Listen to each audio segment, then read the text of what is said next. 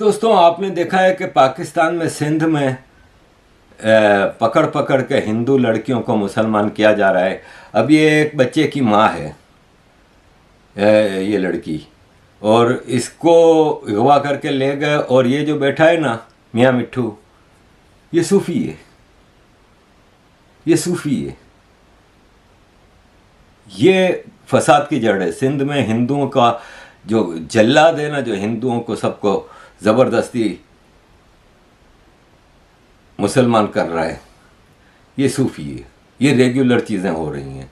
تو عزیز دوستوں، صوفی ہو، دیوبندی ہو، اہل حدیث ہو، ایون شیعہ ہو، سب کا مقصد ہے کہ کسی طریقے سے نان مسلم کو مسلم کرنا، پیار سے، محبت سے، مار سے، دھمکی سے، ٹیرر سے، لیکن مقصد ان کا پولیٹیکل اسلام کو امپوز کرنا ہے. تو کسی طور پہ آپ صوفی کو اچھا نہیں کہہ سکتے. میں اس ٹاپک پہ آپ کو 15 گھنٹے کی ویڈیو بنا کے دے سکتا ہوں، ایک ایک مزار کی ڈیٹیل آپ کو دے سکتا ہوں. یہ گلی گلی کوچے کوچے میں انہوں نے مزار بنائے ہوئے ہیں. یہ سب کمائی کے دھندے ہیں، نان اسلامک کے. آج میں عارف اجا کیا آپ کو یہ فتویٰ دیتا ہوں کہ جتنے مزار ہیں غیر اسلامی ہیں، ان کو حرام ہیں توڑنا، جائز ہے. یہ میرا فتویٰ ہے.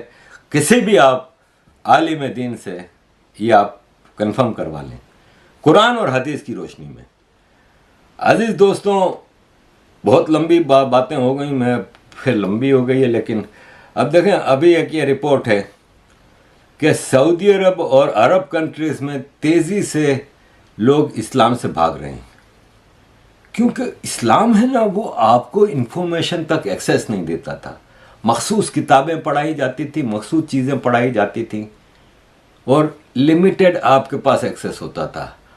اب سالہ آ گیا انٹرنیٹ، اور انٹرنیٹ کھلا ڈھلا میدان ہے. ہر آدمی کو ایکسیس ہے انفارمیشن کا. وہ کہیں نہ کہیں سے انفارمیشن جمع کر لیتا ہے، اور پھر جب انفارمیشن آتی ہے تو اس کے پاس سوالات کے دروازے کھلتے ہیں، سوچ کے دریچے کھلتے ہیں، اور وہ بیٹھ کے سوچتا ہے کہ یار یہ تو غلط ہے، یہ تو صحیح نہیں ہے، یہ کیوں ایسا ہے، یہ کیوں ایسا ہے. اور اسلام کہتا ہے کہ سوال نہیں کرو.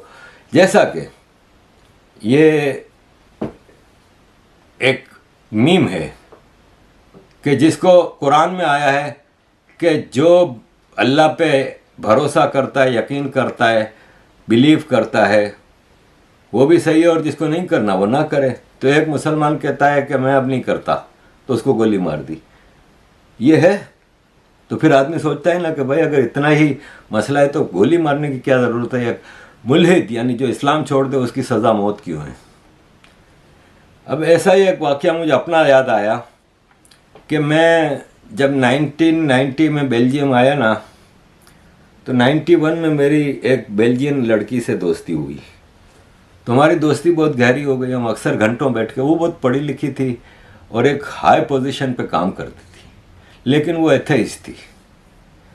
تو میں اس وقت نیا نیا یورپ آیا تھا، اور ابھی میرے پاس انفارمیشن کا وہ حساب کتاب تھا نہیں.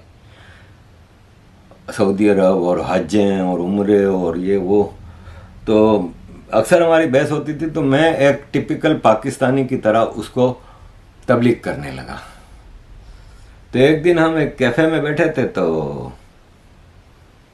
میں نے اس کو بولا، میں نے کہا تم اسلام کیوں قبول کر نہیں لیتی؟ تو کہتی اچھا عارف تم اس ٹاپک پہ بات کرنا چاہتے ہو؟ میں نے کہا ہاں ہاں چلو آؤ جاؤ. اب اس نے شروعات ہی یہاں سے کی. جب میں نے کہا نا کہ اللہ یہ کہتا ہے، تو کہتی ہے کہتا ہے کا کیا مطلب ہے؟ کہتی کیوں نہیں ہے؟ یہ تم نے کیسے عزیم کر لیا کہ وہ آدمی ہے، عورت کیوں نہیں ہے؟ میں چپ. تو وہاں سے بات چیت جب آدھا پونا گھنٹہ گزرا نا، تو میں گراؤنڈ ہارنے لگا. میری تو وکٹیں گرنے لگی. میرے کو اپنا اسلام خطرے میں نظر آیا. میں نے کہا بھائی لے یہ تو میں کہیں اسلام سے نہ نکل جاؤں. میں نے اس کو کہا، میں نے کہا ہے لینے دے، تو ایتھیسٹ ہی رہے، میرے کو مسلمان رہنے دے.